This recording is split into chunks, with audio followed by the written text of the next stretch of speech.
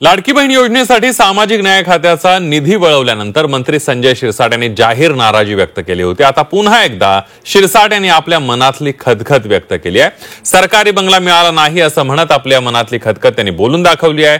इतकंच नाही तर अन्याय झाल्याचंही ते म्हणाले। शिरसाट नेमकं काय म्हणाले बघूया सविस्तर। सरकारी बंगला नसल्यानं शिरसाट रुसले। शिरसाटांना हवाय मलबार हिलवर बंगला।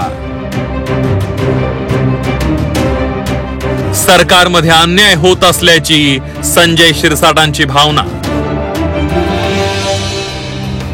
अजितदादांनी सामाजिक न्याय खात्याचा निधी कापल्याची जाहीर तक्रार करणाऱ्या संजय शिरसाटांचं रडगाणं अजूनही थांबलेलं नाहीये। आता तर त्यांनी सरकारी बंगला मिळाला नसल्याची जाहीर तक्रार केली आहे।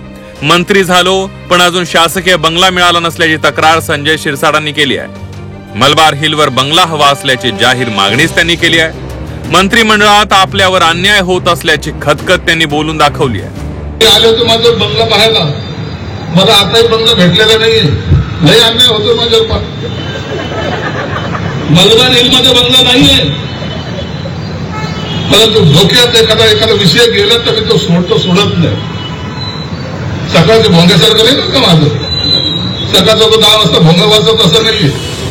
बिना बंगल्यांचे मंत्री असलो तरी मुंबई सेंट्रल भागातील इमारतीतल्या 55व्या मजल्यावर आपण राहत असल्याचं त्यांनी सांगितलंय।